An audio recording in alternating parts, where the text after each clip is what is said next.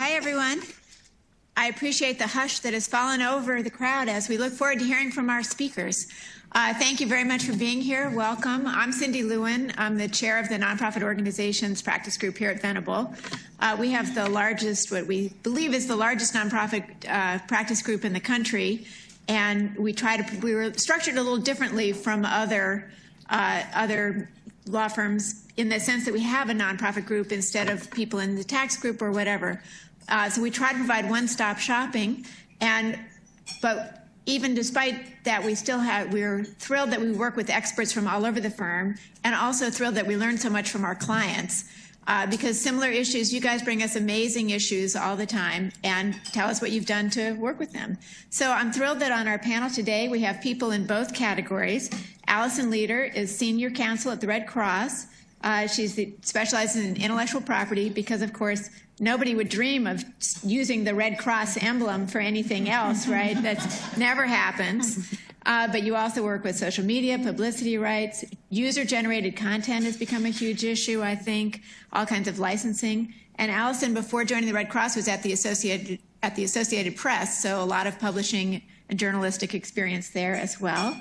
Linda Zirkelbach, who is in the red closer to me, is a partner here at Venable in Intellectual Property Group, specializes in copyright. She was at her bio is in your handouts, which you have on the table, but has been a general counsel, so brings the in-house perspective, but also has been here.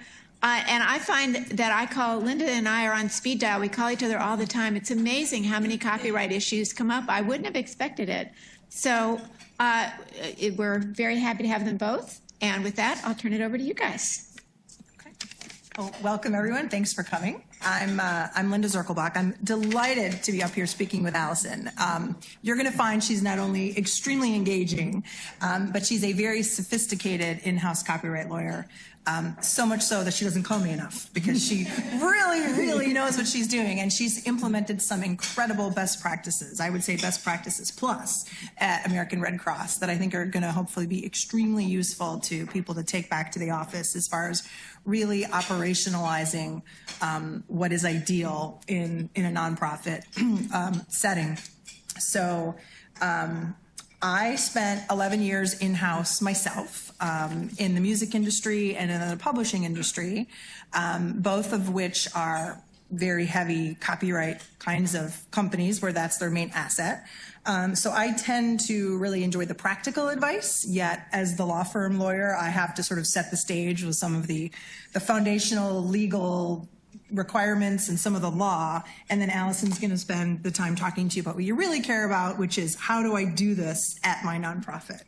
So with that, first thing we wanted to talk about, because in both of our experiences, it is hard for some individuals to wrap their head around what exactly is a copyright. And they might not be able to identify the issue, or they know that they've been wronged in some way, but they're having a hard time figuring out which of my rights has been infringed and what should I do about it, or how do I protect it up front. So trying to speed through all the law school stuff. Copyright law protects original works of authorship or expression.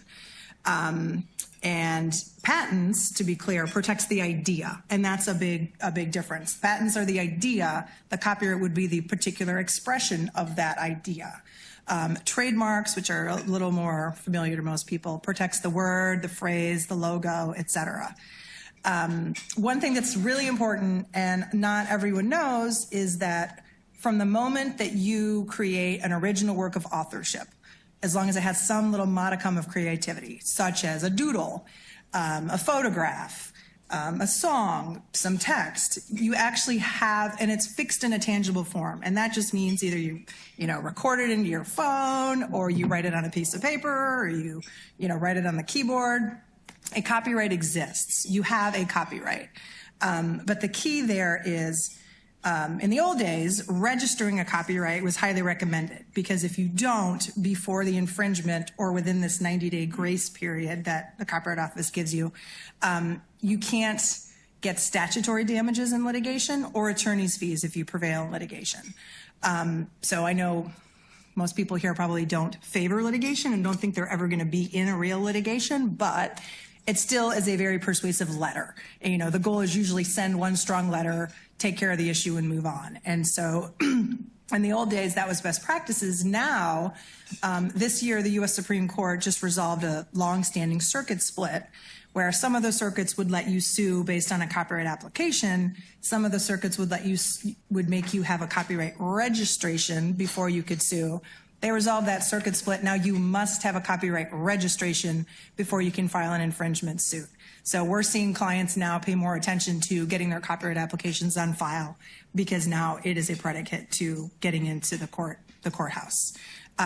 Last thing, there's no maintenance requirements for a copyright registration, which is the beauty of them versus trademark. And I'm just going to add here just a couple of quick points. One, when Linda was going through what is a copyright, what is a trademark, what is a patent, within your organization, people always are going to confuse those.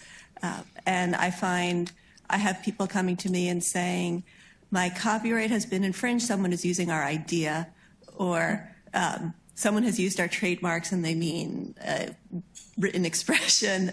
So you do have to slow things down with your folks and get them to tell you exactly what their concern is and what the materials or thing that they feel has happened, so that you can understand what it is, and then you can, and no matter how many times you do training for folks within your organization, people are going to confuse that.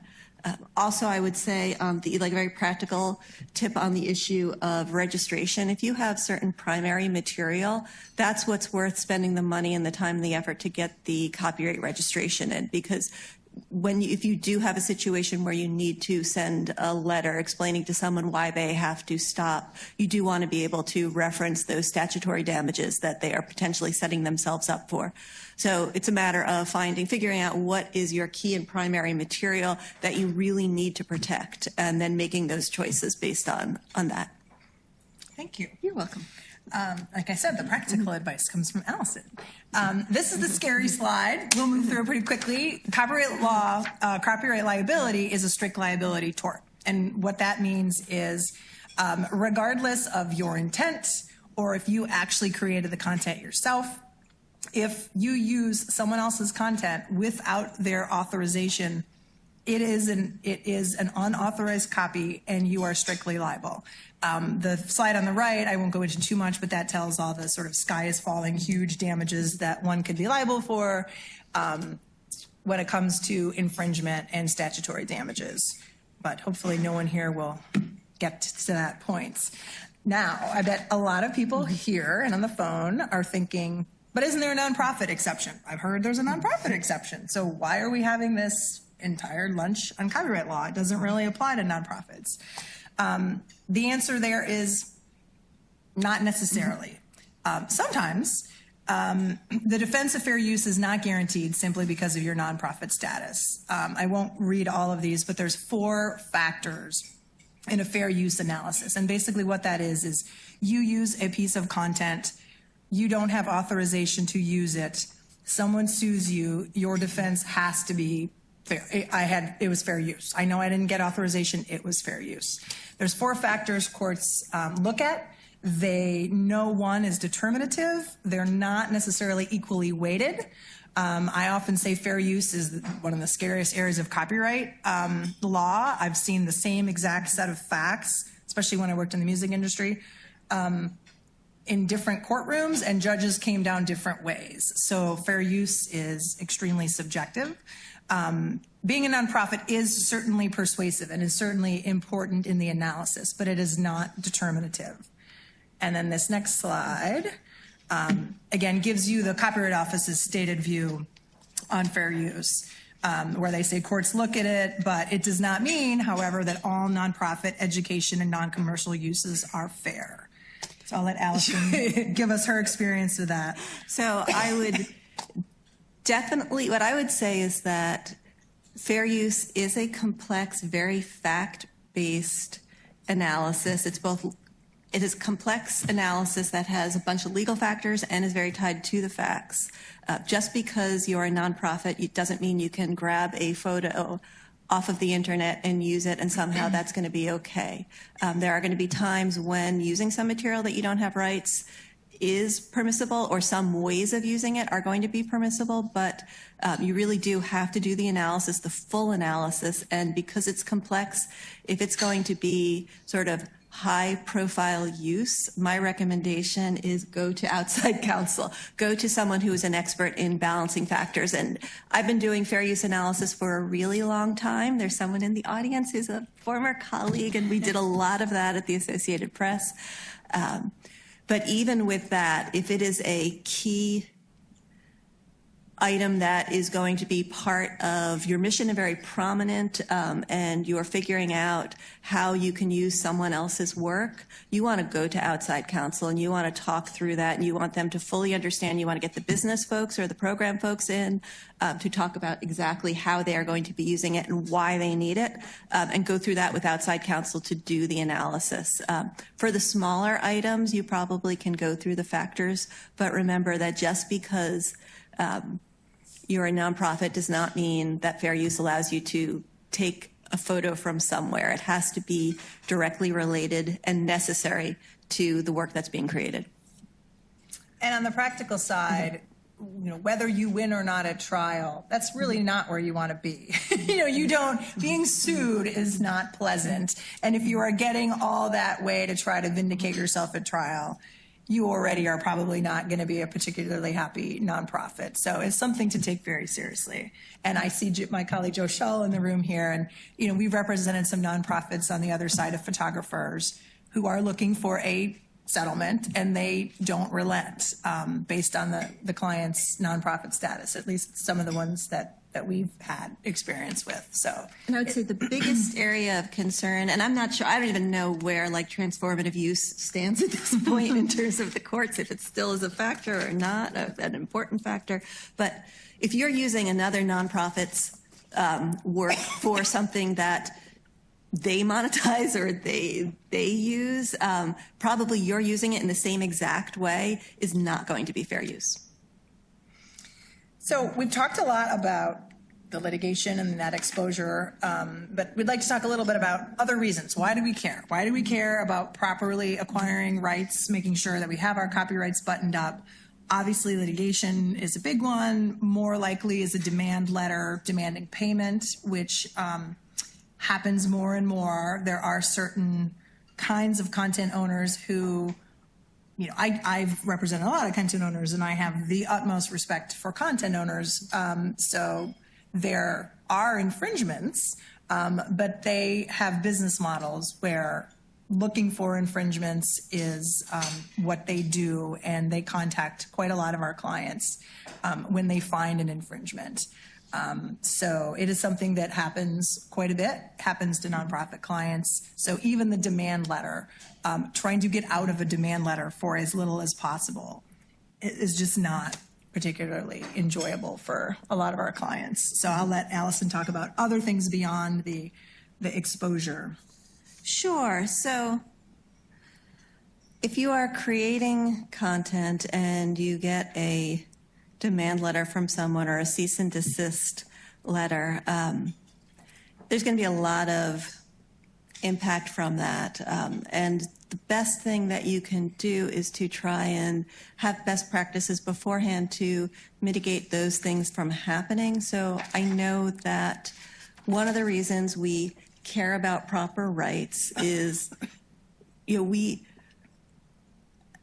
all businesses, and particularly all nonprofits nowadays, I think really are content providers. I don't know if everyone always thinks of themselves as a content provider, but everyone is creating content just because of the ways that we communicate now with the public, the way we communicate with our constituents, the way that we communicate with our donors and sponsors. And so as folks that create content, I think there's just a base level we want to be respectful of other organizations and other entities' content, and we want to understand what rights there are and how we protect ourselves and how others protect us. And then the other issue, and this is something that is pretty important for us, is that getting into a situation where you have a rights claim against you can be really messy if it involves sponsors and donors. So oftentimes, let's just say, for example, photographs.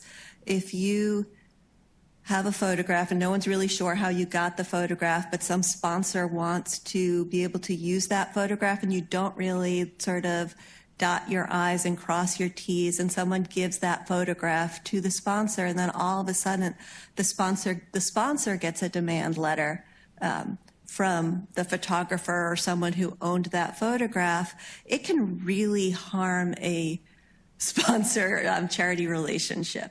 So that's certainly one example of why we want to have good practices. We can't give rights that we don't have, and we can't give rights that we haven't licensed. So if we give that content on, those that we give it to are relying on us to have obtained the necessary rights. And that is that relates to the strict liability I was talking about before, which is even if that sponsor thought that your organization had the rights and it was all clear and fine, if you did not, and therefore they do not, and if it is on their website, et cetera, a copy has been made without proper authorization. So your sponsor would be on the hook for that. Not very happy with the organization, but... And everyone's going to want you to clean that situation up right away. And it can be a little bit difficult to clean up the situation. It can mean pulling back content that you have created and you have already released that may be in YouTube videos, you have videos that are on YouTube. It may be things that sponsors have put onto their website or into their materials. And so going back and explaining why you have to pull something back. And as Linda noted, there may be situations where very reasonably you have to pay a licensing fee that you were not expecting to have to. Now that we've talked about all the doom and gloom, let's talk about what to do up front to avoid it.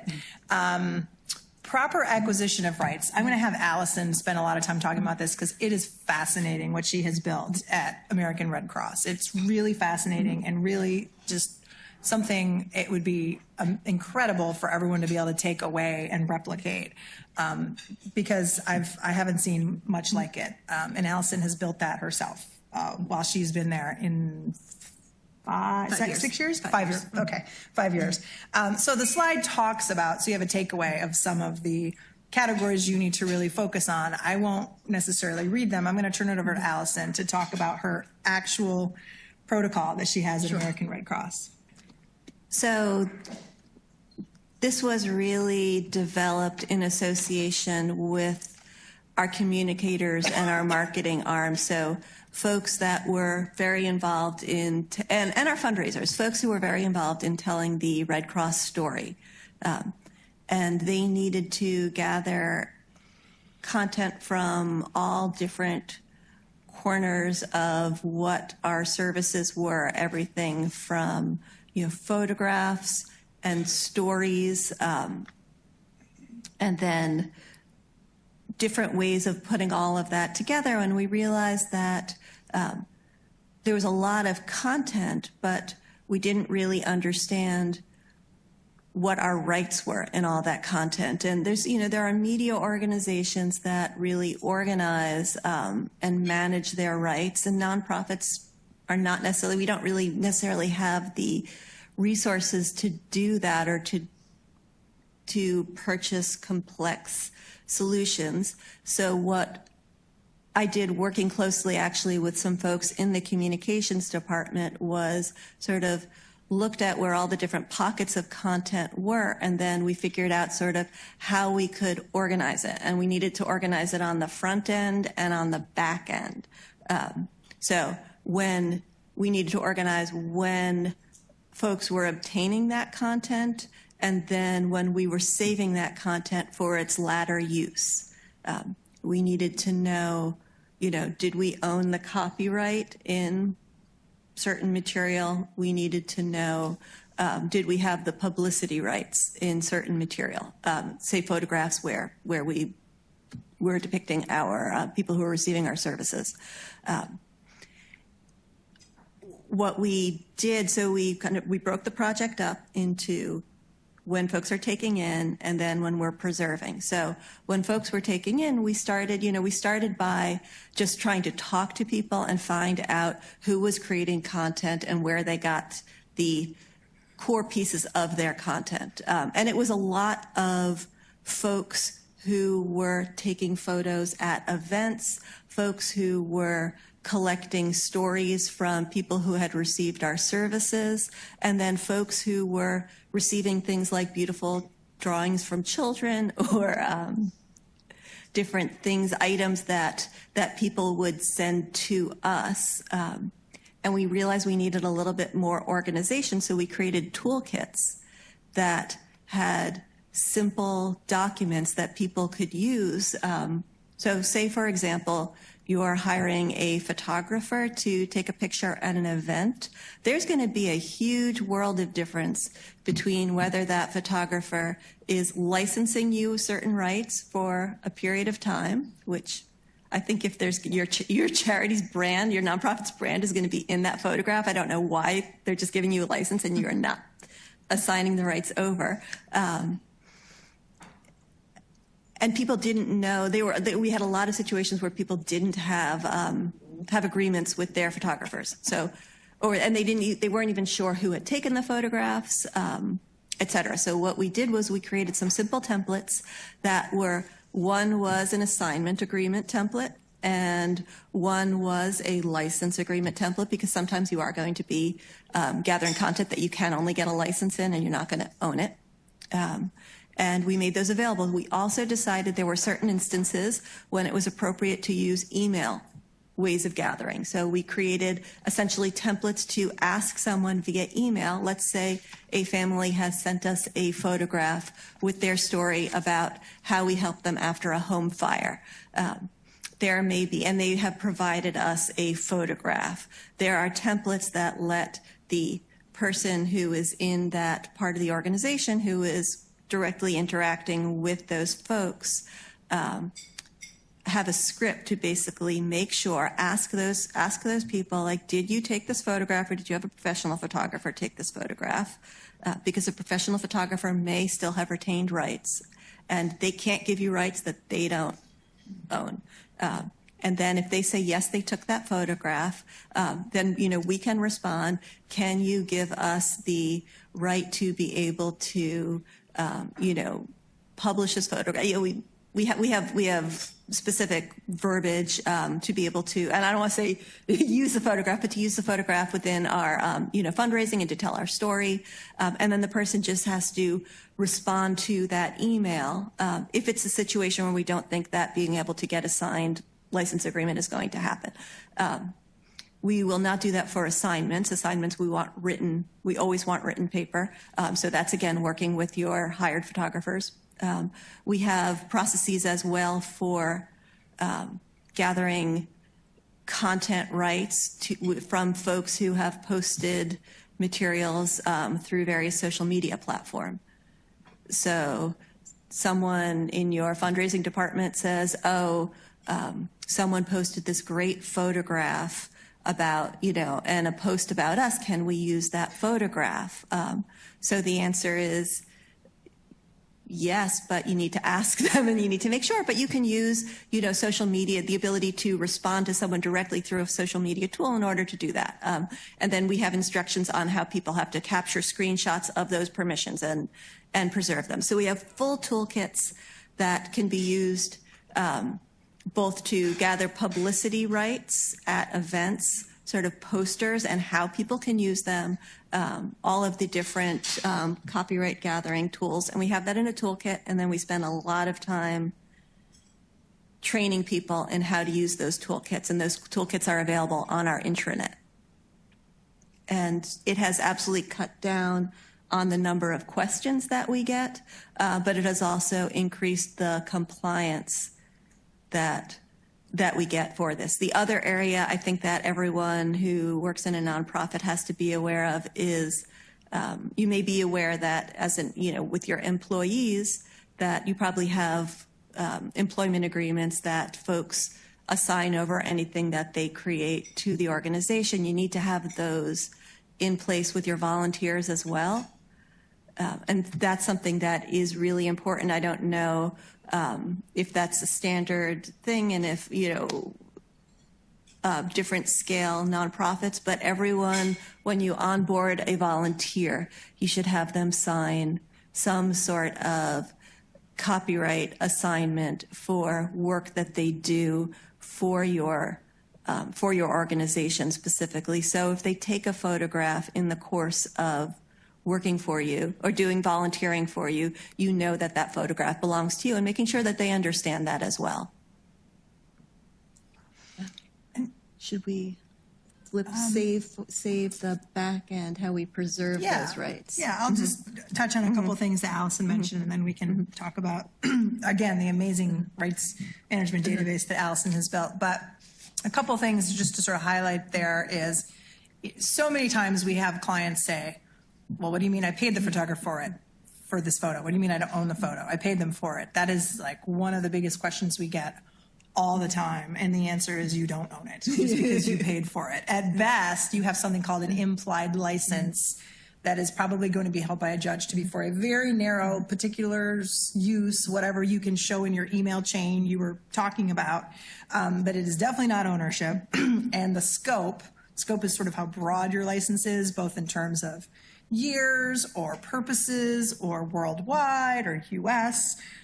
Again, without something written down, it's probably not going to give you the rights that you ultimately want. And if you just sign the photographer's agreement, you're probably going to end up with something that doesn't give you what you want. It's much better to have your own simple, like keep it simple, but your own simple form that you give to the photographers, instead of either A, having to review and mark up what the photographers give you, or more likely just someone's going to sign it and it's going to be a license, and it's going to be for a limited number of years, and it's not going to give you what you want. Yeah, so a written signed license, ask you a question, or we'll get to in just one second. A written signed license is ideal. You know, in this world of social media, as Allison was saying, clients see things on Facebook pages, et cetera, that they want to use. And we, the lawyers, have had to get out of our comfort zone of big, long, fancy licenses signed in blue pen, you know, to help clients come up with very short, truncated messages to send out in social media, you know, hey, could I use this photo? Please respond back, yada, yada, yada. So it is important, no matter how short, it can be accomplished in a short, you know, social media communication back with someone. And this pulls back to when we were talking about the fair use analysis. Just because you're a nonprofit does not mean you can take someone's photograph that they posted on social media and use it for your own fundraising. So that's it. People may, you know, folks will believe that they can do that, or there are folks who still have the idea that if there's a photograph that is on the internet, it can be used. And there may be people who are here that are aware that that's not the case, but I can tell you there will still be folks in your organization who absolutely believe that. And there was a question in the middle of the room. All these assignments, with the exception of the photographer's license agreement that you also mentioned. Can you talk a little bit about when the work's made for hire? Sure. Kicks in? Absolutely. Yeah. Sure. There was a question about, we've talked about assignments, but also when is something a work for hire? So yeah, that's a great question. And we have it somewhere, I think, on the slide here. And the second bullet down. So a work for hire is, in short, anyone who is doing something at their employer during the scope of their employment, which has some room for dispute, obviously. But if you're doing something during the scope of your employment, you know, not at 2 o'clock in the morning on your free time, but when you're supposed to be on the job, if you're taking pictures or writing text or creating a nice fancy marketing material, that is deemed to be a work for hire for your employer without that's just common law, without anything being signed. The other category of work for hire is there's actually, and again, it's a little overused, there's very specific items in the copyright statute as to what falls within a work for hire. If you are an outside party, so a lot of companies and nonprofits will sign an agreement with, you know, any kind of third party or independent contractor. Everything you're creating for me is a work for hire, and therefore I own it. We wish it were that easy, but the Copyright Office has, or the copyright statute has 9 very specific items that qualify as work for hires, and only those 9. I'm sorry we didn't have a slide for it, but it's surprisingly extremely narrow. And so it may not actually be a work for hire, even just because your agreement says so. So if your agreement will just say, this is a work for hire, you're creating it for me, I'm paying you, I own all rights, da da da da. In litigation, a court's going to look at, was it really one of these 9 delineated things in the statute or not? So the catch-all you want to always put in an agreement is, in the event this is not deemed to be a work for hire, then it is an assignment. It gets you ownership at the end of the day. There's some differences. Ideally, things that are work for hire are optimal because you're kind of owning it as it's being created versus owning it at the back end. And that has to do with some getting the rights back. Entities who create something and then assign it are able to get their rights back after a certain number of years in some cases, where if it was a work for hire, you are literally owning the work as they are creating it. It was really not theirs in the first place. So happy to talk to anyone about that afterward if they want to talk about it, because I realize it's a little complicated. The goal generally, except for like those margin cases, the goal is to make sure everyone understands what the relationship is, because even if someone is wrong in the law, if they come to you and say, oh no, I own this work and I was just letting you use it for this period of time or while I was volunteering for you, it's going to cause disruption. And it's going to cause relationship disruption. It's going to cause concerns at senior management level. And so a lot of this is expectation management. And if folks are going to say, oh no, I didn't understand this, that's good. You want that to come up and you want to deal with that beforehand as opposed to at the back end. And we've covered a lot of the things on this slide. Just to highlight a couple, I think we've talked about photos quite a lot, so I think that's sort of been drilled into everyone's head. But, you know, some things that we see come across our desk are logos, for example. A logo can be both a trademark and a copyright, depending on how elaborate the logo is. We've had clients come to us and want to sue someone for using the logo, but then it turns out they don't own the copyright in that logo in the first place, and you need to, prove your rights. You might win on trademark possibly, but on copyright, you need to be able to prove your underlying rights first. Another thing that's not really well known is a registration is what's called a prima facie evidence of ownership. So if you have litigation, you walk into the courtroom, you hand the judge your copyright registration, which is great. But if the other side knows what they're doing, they can really unpack that and they can start to challenge you, and then you have to prove everything from the beginning. So just having a registration, if the other side can prove you got a registration, but you actually didn't own the stuff that was underlying in the first place, but the Copyright Office, they don't get in that level of detail when they examine a copyright application. And I've been in litigation and I've been in depositions of clients where the other side knows what they're doing and they're pointing it out, and the client is there looking at their certificate of registration and they're not happy when they realize there are some flaws in it. Yeah, Joe. When you do a copyright registration, they ask you what materials, or if they're previously published materials, or everything except. So I always wondered if you're saying, okay, everything except images because we licensed those images, how does that, or everything except certain text, when you're not pinpointing that in your copyright registration, then how do they know, or how can that be used how is that addressed in a litigation? I mean, it really depends what you're suing over, ultimately, but I guess the and you can call me anytime, Joe, but so we can talk more about this, but I guess the bottom line there is they take what you say generally at face value. And if the other side can prove that there's flaws, and maybe one particular photo isn't going to kill you depending on what you're litigating over. But if you're litigating over the photo that was in your book and claiming that you own the rights, obviously that is very much going to be at issue. But you really need to, and Copyright applications are relatively inexpensive to do. A lot of clients do them themselves.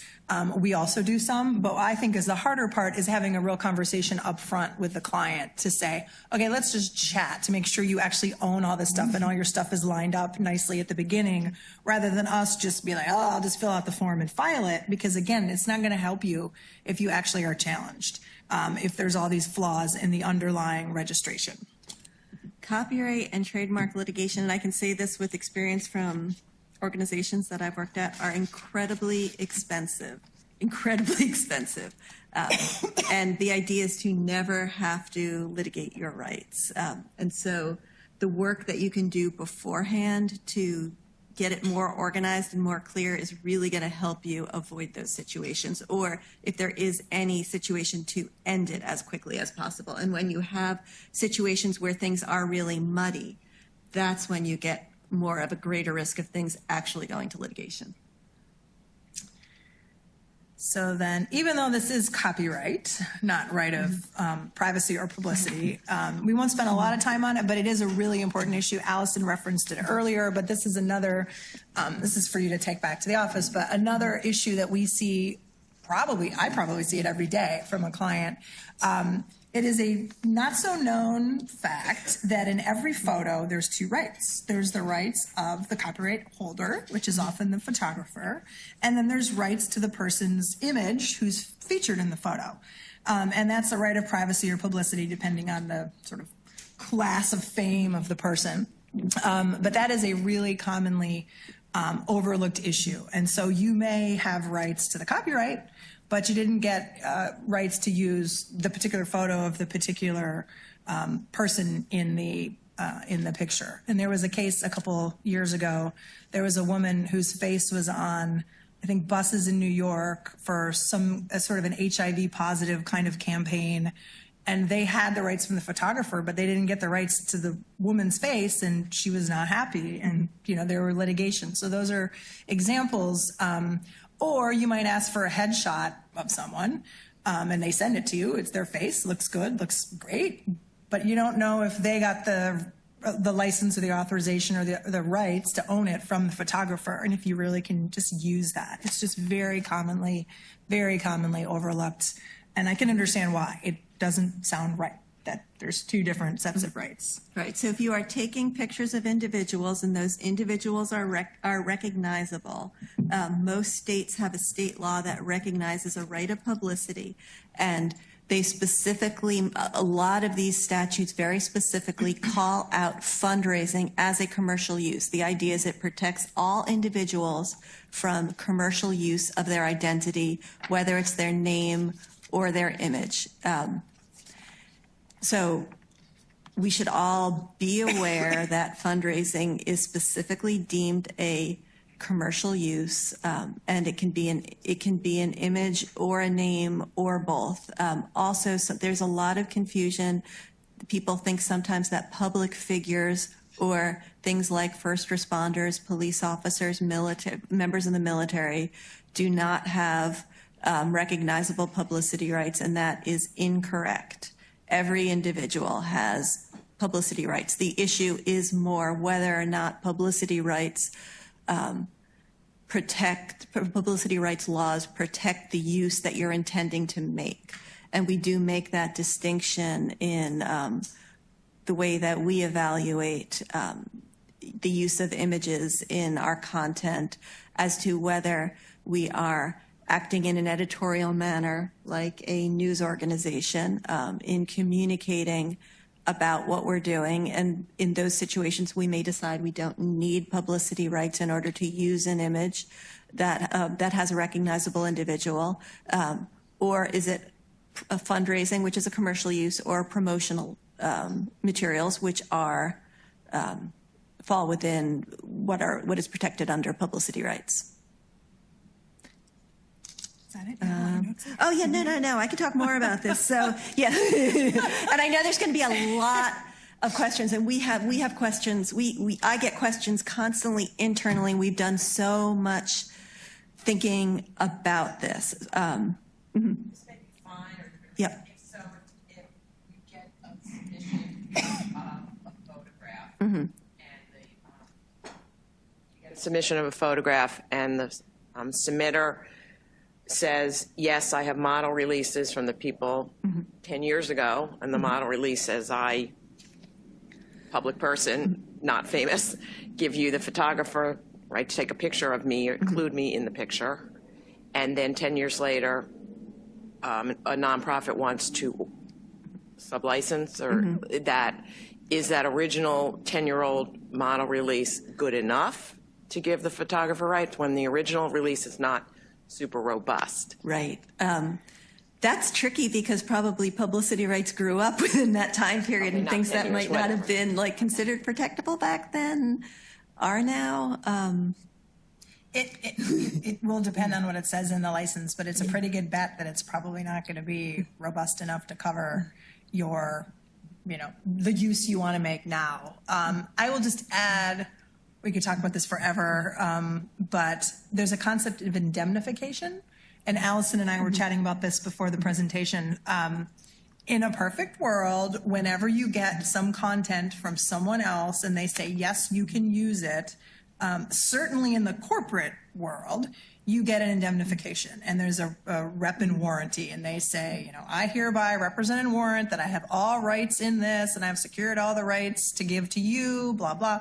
And if I don't and I've breached this, then I indemnify you. And basically, if you're holding the bag, I'm going to pick up the check. In my experience, nonprofits aren't always comfortable asking for indemnification because it seems rude, it seems cold, and often they would prefer a very warm and friendly, short kind of letter. Hi, we really love your X. We'd really like to use it. If you agree, please sign here. That often seems to feel better. But without indemnification, so indemnifications can to protect you a lot, but they're not something everyone feels comfortable asking. I don't know if you have a view on that. Sure. I mean, a lot of times you may be getting indemnifications that from a practical standpoint aren't really useful because the person you're getting the indemnification from can't necessarily really actually pay to cover a lawsuit, or it may be something that you have such an interest in that you would really want to be the entity that's controlling that lawsuit anyways. But what it does, and similarly reps and warranties with respect to the rights and whatever is being provided in an agreement, if someone comes to you and says, look, you didn't have proper, my publicity rights and I don't want you using this, you're probably going to say, yes, we will stop using it in that way, but we did this unintentionally. We were told that we had the rights. It's not our battle with you. And I think that goes a long way. So having those covers in the agreement will just then, even if you're not going to expect a lawsuit and you're not going to expect that photographer to, or that, the big stock agencies that you purchase from, absolutely, you want that. But when you're talking about just like a small individual, you're probably not going to really expect that indemnification to be applied, but it's going to be useful if you're in a situation where you're explaining to someone whose rights were violated why you really are not the bad actor. Allison makes some great points. And I just wanted to sort of add to that. When I was in-house, I used to say to my CEO, I can write you the most beautiful indemnification provision you've ever seen in the world, but if the other party doesn't have money or insurance, it's not going to do much for you. So again, seems kind of rude and weird, but in the best practices, you want to determine if the party, if it's a somewhat sizable entity, certainly has an insurance policy. Second issue I love to talk to clients about is your own insurance. I'm not an insurance broker, so I can't advise with specificity, but I would suggest if you are putting out a decent amount of content, you may want to call your insurance broker and figure out, do you have the equivalent of media insurance? And one thing clients often are surprised about is your general commercial, fire and workers' comp and that sort of insurance suite of policies does not cover IP claims. And that is not something you want to find out after you have a claim. So I would suggest if you think that an IP claim would ever be in your future, you check with your broker and see, do we have the media insurance? In my experience, it's not really that expensive to add on to the rest of the insurance that you have. just to sort of give some follow-up thoughts to general ideas of publicity rights, before I think I was going to talk a little bit about the database and how we have come up with managing them. I would say that we kind of try and follow a golden rule, which is, does the person understand the possible uses that you're going to make of their image? You can have someone sign a release and it won't matter if they're really surprised by the uses. And we've had several instances where we have photographs of people in very vulnerable moments, say people at shelters and the like, and they have given us releases, and then they see their photos being used and they just didn't expect it to be used in a certain way, or they didn't really think about it when they gave the release, and they see it and they're upset by it. And they come to us, and we have just a blanket basically practice that if someone, even if they signed a valid release, if they ask us to not use their image, we remove it from our databases. And this is something that goes into the issue of management, and it was an issue at the Associated Press, and it's been an issue at Red Cross. It's really tricky to manage multiple databases of images, and making sure if you have to remove an image from one place that it's removed across the organization. And you really need to be able to manage communication to get everyone to kill something if it needs to be killed. We are also very aware, I don't know if there are others in the audience who work for organizations that provide services to people who may be experiencing stress and other receive services and get photographed at a moment where they may be under stress. But we have actually considered the issue of whether someone can give meaningful consent at different moments, and we only will obtain releases if we do believe the person is capable of giving the release and that the release is not going to be misunderstood. And we have, for instances where we are gathering releases in where there is more of a risk that people might not understand the uses, we only gather a very limited set of rights purposefully, and we manage what we can do with that very limited set of rights so that we are not in a situation where we are surprising anyone. Because when we did the review, litigation happens when people are super surprised by the use they find of their photograph. And now, this is what I think is really incredible takeaway for hopefully most people in the audience, is the rights management database that American Red Cross and Allison in particular has built. I think clients, nonprofits, and corporations alike, frankly, assume that having a rights management database where they can track the rights they have, the rights they don't. So when other people in a hurry want to say, oh, I want to use this photo, can I have it, are able to articulately and quickly manage and determine if they can or they can't. It's fascinating to hear from Allison. It is not as hard as everyone thinks to build your own in-house. And I'm really excited for you to share that. I'll share with them everything you've done. Yeah, and that's exactly the message. Is this is something that you can do, and it will save you pain.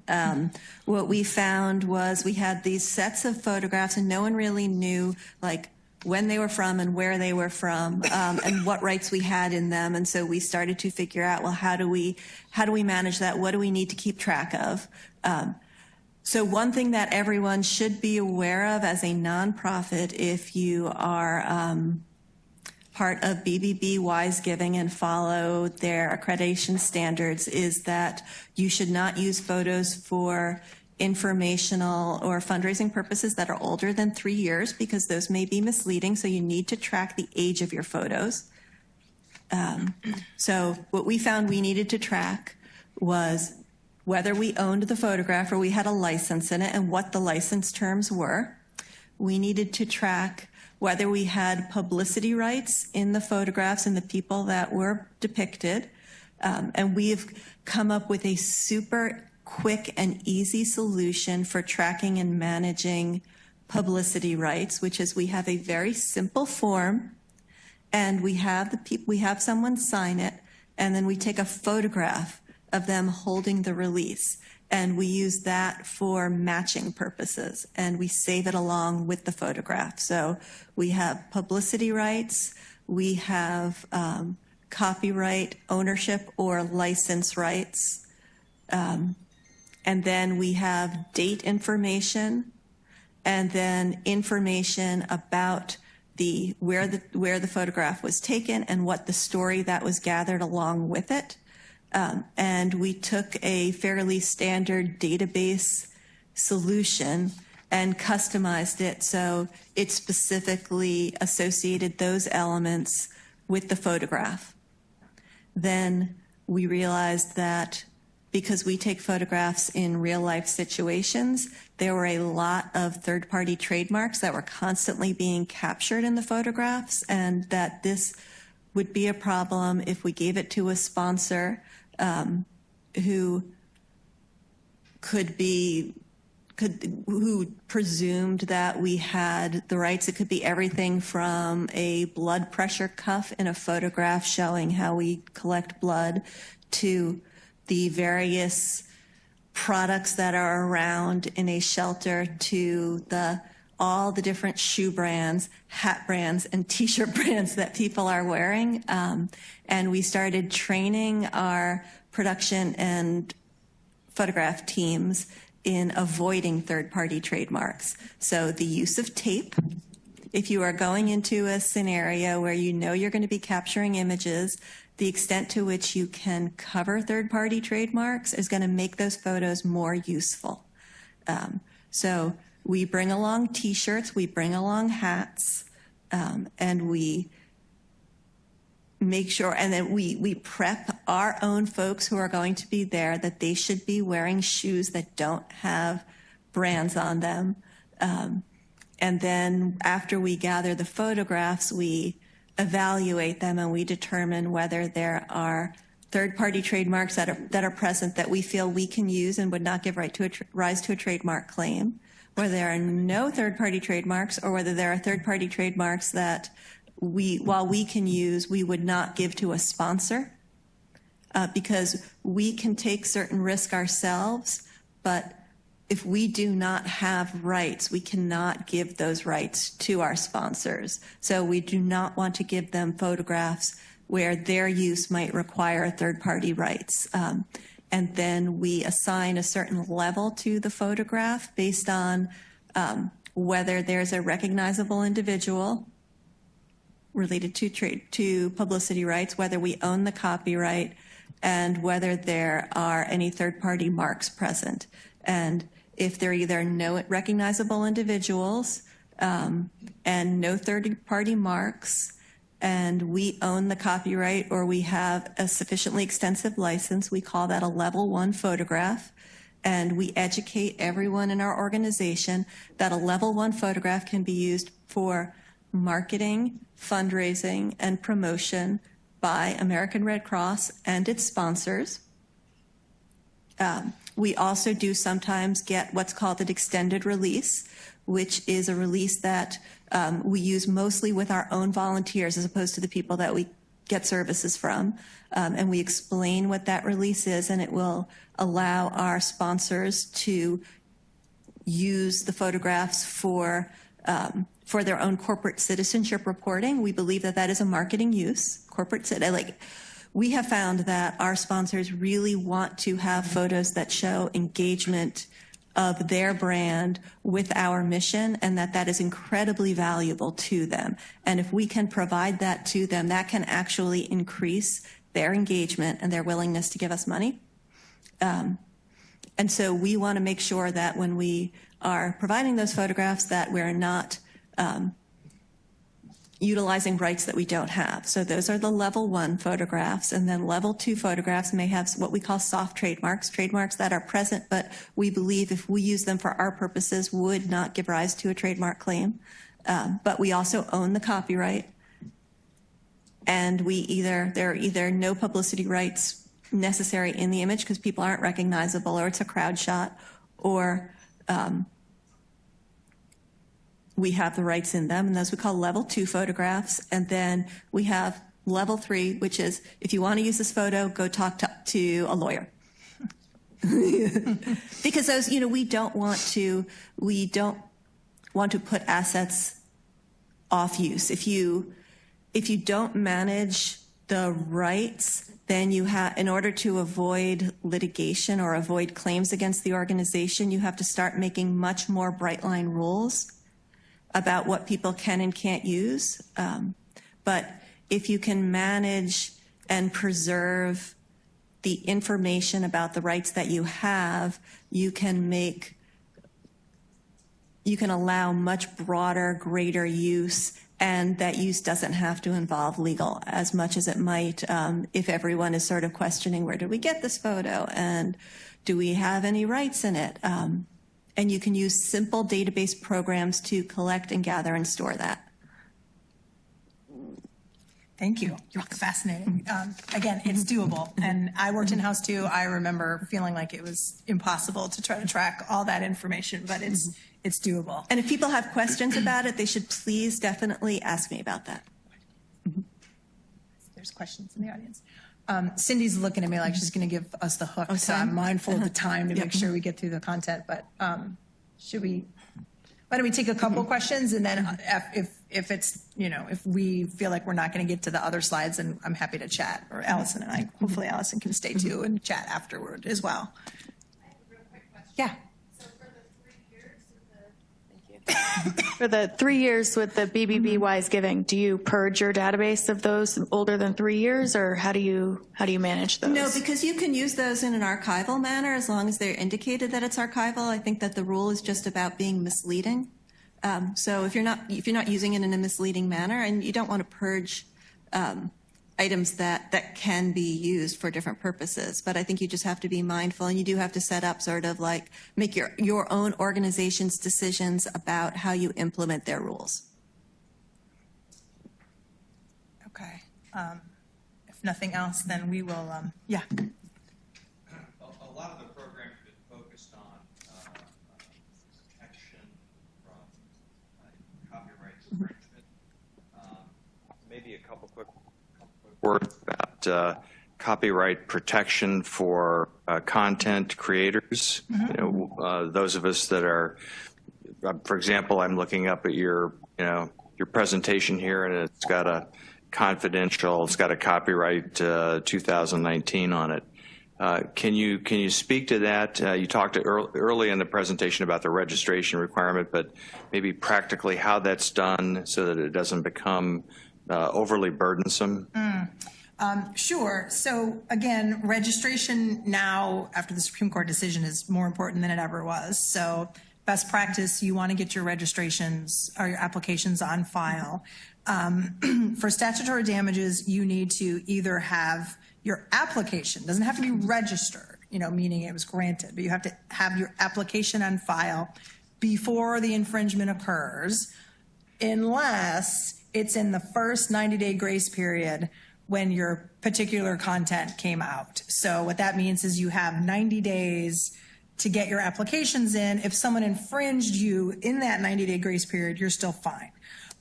But after that, if the infringement happens before you got your application on file, you're just simply ineligible for statutory damages and attorney's fees. In a nutshell, statutory damages could be a whole class on and of itself, but the alternative to statutory damages, if those are not available to you, are actual damages, which in practice can be very hard for companies to prove, and sometimes it becomes cost prohibitive for them to try to bring they might win on liability, but that doesn't really get you much if you don't get money at the end of it. And actual damages can be expensive for some entities, depending on what the item infringed was. If you can't prove, the money that was lost on your sales by the fact that they were taking it instead of buying it, it can be really hard. So making sure you have all the proper agreements with anyone who might be assisting you, if they're not an employee, is, for step one. Make sure you actually are sure you own all the rights. If there's, independent contractors or whatever in there. If you're licensing photos in to some greater product, make sure you have those rights. Getting applications on file within that 90 days, that's the best practice. Just have it on a tickler or get them in within the 90 days. They're not expensive. Some clients have us do them because some can get complicated. Other clients, depending on what they do, it might be simple enough for us to train the clients to kind of do them themselves. It really depends on what the kind of content is. And then, policing, and we can talk about this more if you want, depending on what the content is. The large companies have programs to police their rights and make sure that there's not infringements occurring that are going unaddressed. You kind of need a small department yourself to be on top of that, so that may or may not apply to everyone in the room. And then what we were going to talk about next was the DMCA safe harbor, if online infringement happens to be something relating to anyone here, which probably most people, I don't know about you in particular, but most people probably have some questions about online infringement and takedown notices, which we promised to talk about. So I feel like we definitely want to cover that because that was in the initial invitation. But did you have a question related to that? To doing social media for the company I'm with now, and news has its own set of allowances for certain copyright instances. For example, newsworthiness, for example. So for this nonprofit that I'm working for now, I'm trying to see how that overlaps and if it does for timeliness. So for example, if someone passes away and there's some kind of connection between that person and what we do as a nonprofit, is it then more acceptable to use a commonly used photo that you can find online to supplement that newsworthy timeliness?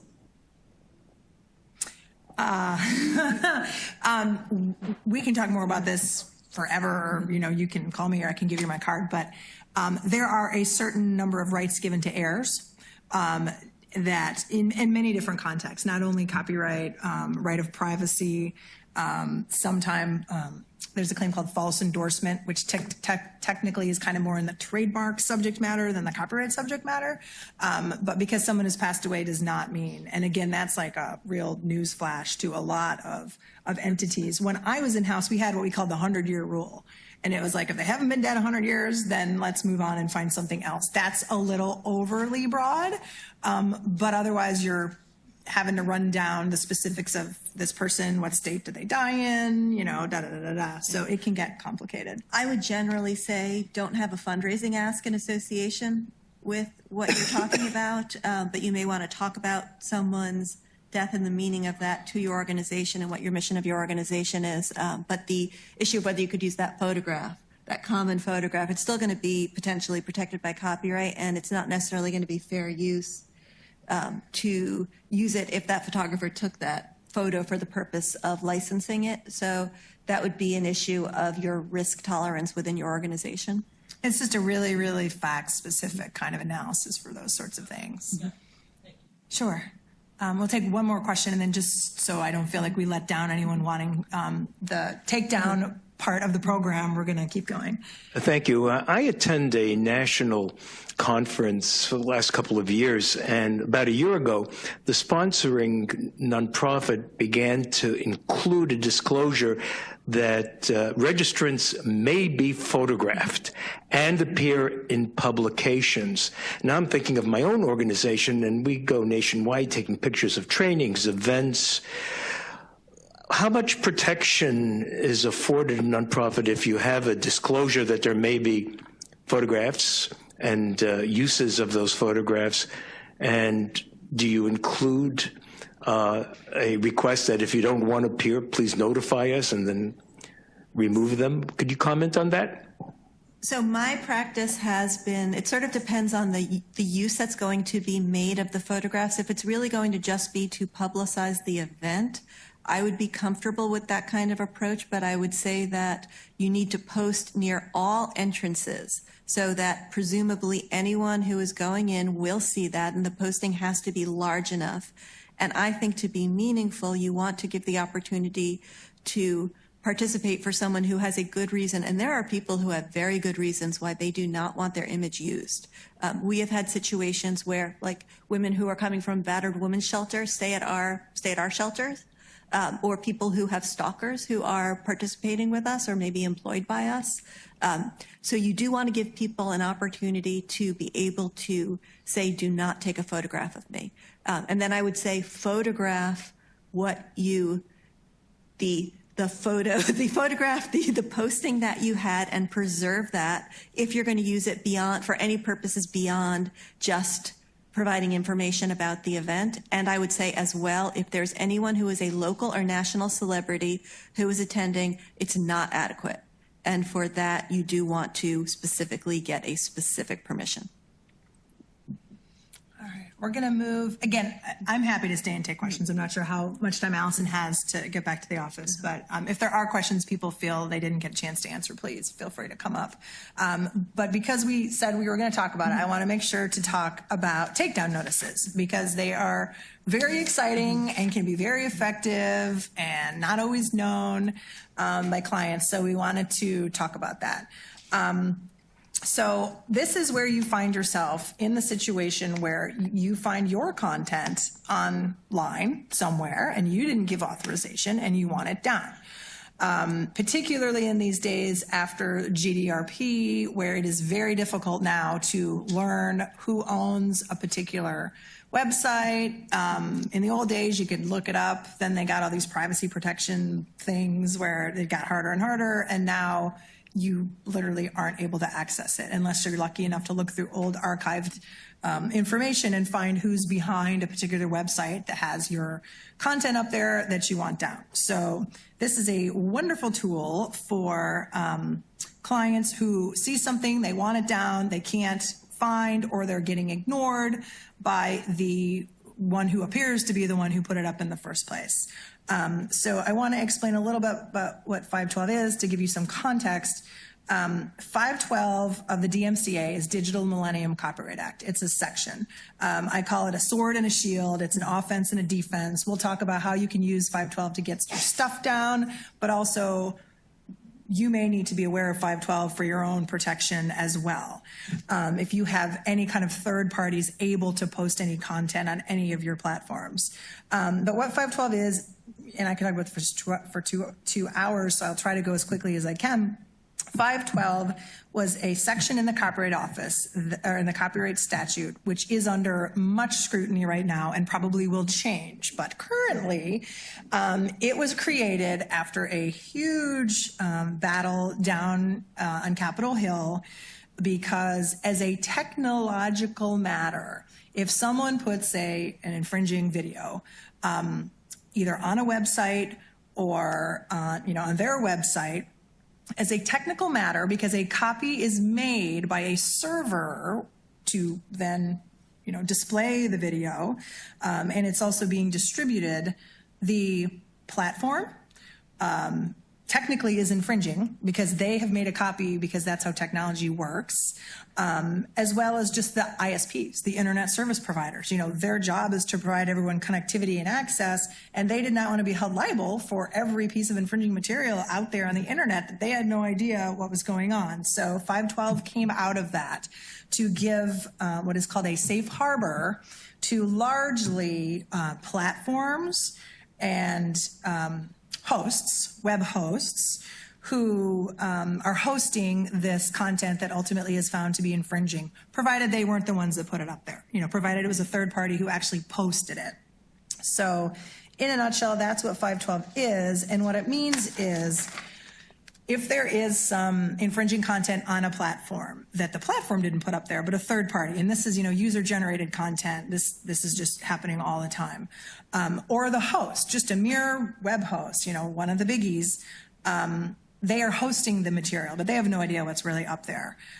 They have a safe harbor from what otherwise is this scary strict liability we talked about at the beginning, if they follow Section 512 of the DMCA to the letter.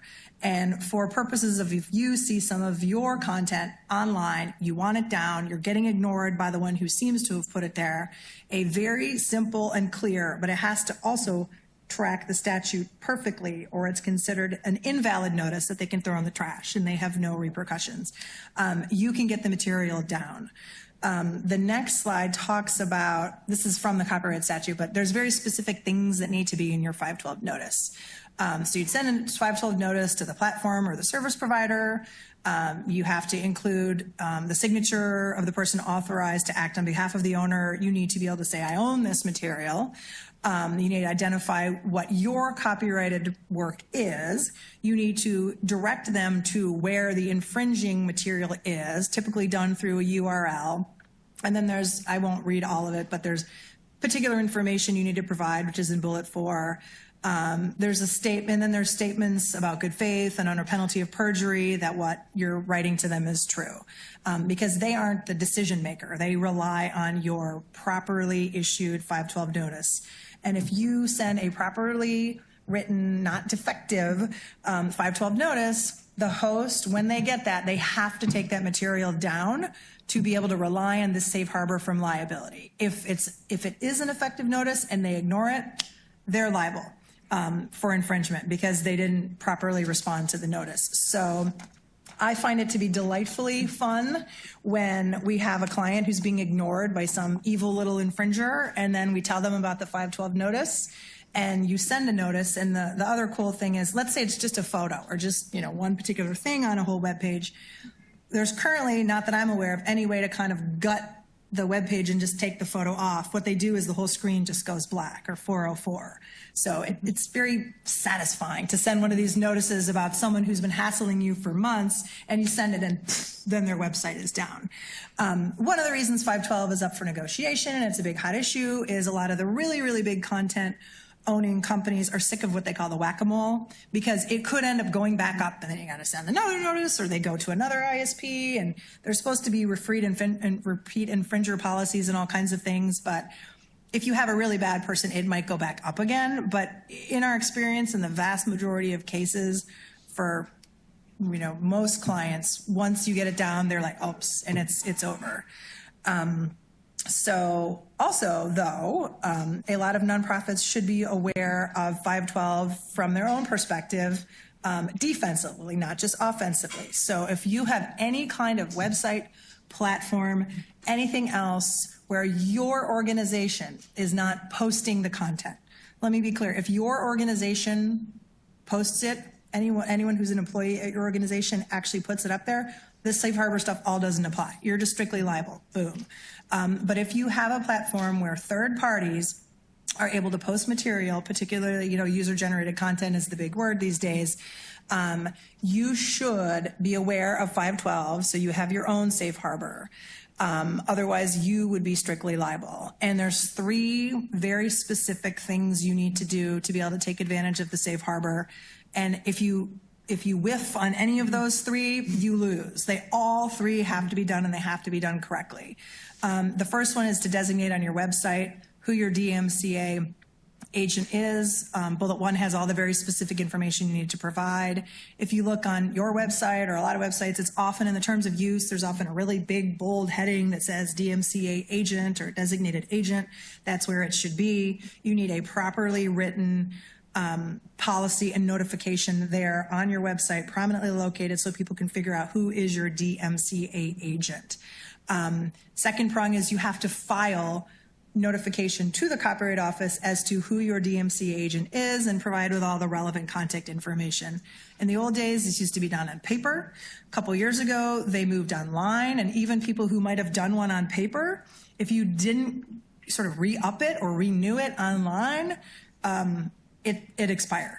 And so the deadline for that was December 31st of 2016, that you needed to get those in. Anyone who wasn't aware of it, as long as there's been no infringement happening now, we can still get one in.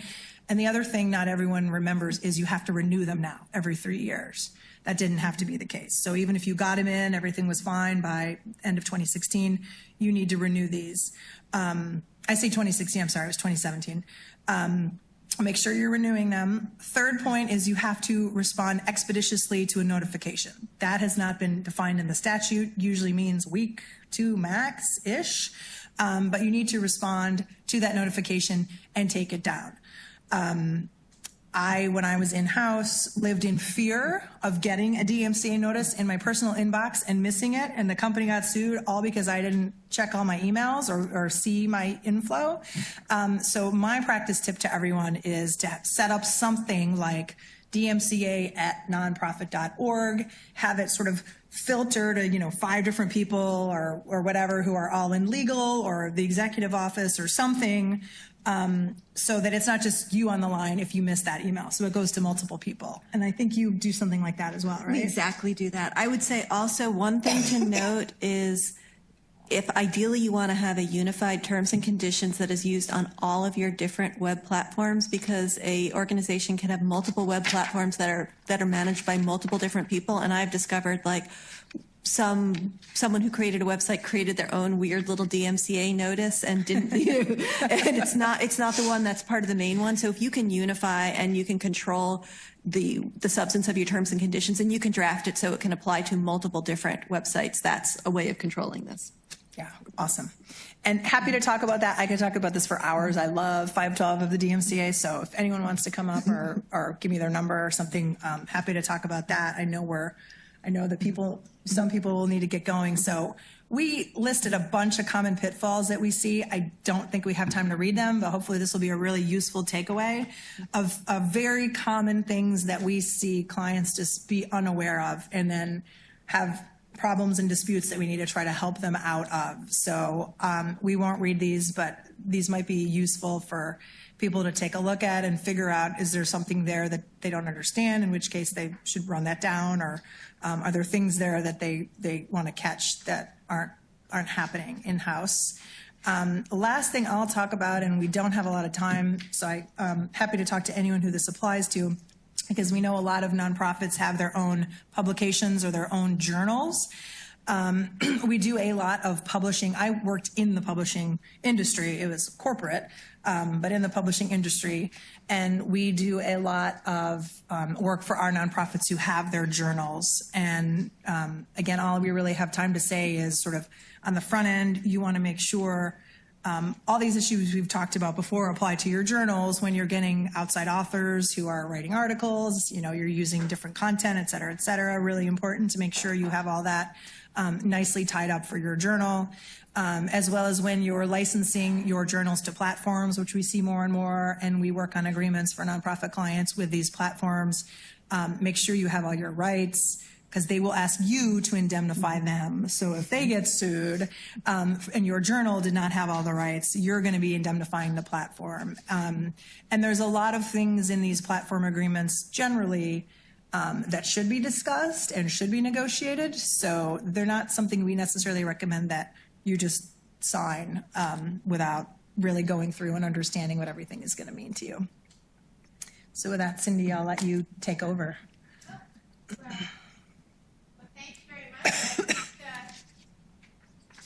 I think we have time for a few more questions. We know some of you have to go to get back to your 2 o'clock lead, but I have a question. First, I have a comment, which is we've talked about getting publicity likenesses for people in the photo as well as the rights from the photographer. One thing that I've seen happen that you should be mindful of is you're taking a picture of somebody, they're in their office, and on their wall is a photograph. And in that photograph are some people standing by a sculpture. Maybe it's a member of their family. So you're like several layers back. And I have literally seen that, the sculptor say, this picture was in your magazine. In that photo with those people is my sculpture, and you don't have that right. And I wouldn't mention that. I was talking to somebody right before this, chatting with somebody who is out there, and he said the exact thing happened to him. Poster in the background, so beware of everything that's in that photo. You heard about putting tape over different trademarks. You just have to be really sensitive to what's out there. You think nobody would ever bother with that, but you'd be surprised. But my question is, we see a lot of people working on certification. A lot of our nonprofits associations certify people. They have exams. They're offering exams, and they want to copyright those exams for the obvious reason. But we see people stealing exam questions because they're doing prep classes or whatever. what can you do to copyright exam questions that doesn't lead to them being published, which is an issue that we were talking about at our table? It's a tough one. Currently, and the Copyright Office knows people aren't happy with this, but they haven't been willing to change yet, is as far as registering your exam questions, you can only apply to register exam questions if the exam is given in, it's called secure test environment, something like that, which is, like the GMAT or the SAT or whatever, like down in a particular locked down location with proctors. That's where you would be able to send those in. There's something called a deposit copy where you have to send in 2 copies of whatever it is that you're registering, whether it's photos, CDs, books, et cetera, and that gets you out of just mailing your exam downtown to the Copyright Office, where technically people can trudge down there and look at the deposit copies if they would like to. Otherwise, if it's not in the secure location, you would be sending in a deposit copy of your exam that's then publicly available. So it's a difficult issue that we're struggling with, but that's the current state of the law. There's a practical side that you might want to talk about as far as where you put it. But I guess we'll just say if there's a large enough group that are having this problem, my colleague who was at a hearing today and wasn't able to speak with me, we both know a lot of the high-level people at the Copyright Office and are more than happy to try and revisit this issue that is leaving some entities with not too many tools because of the way the law is. Right. I mean, just think how much easier all of our lives would be if they had to publish the bar exam. It'd be so much. Right. Anyway, any last questions before we? And if you could come to the mic, that would be great. Or there is a mic person coming to you.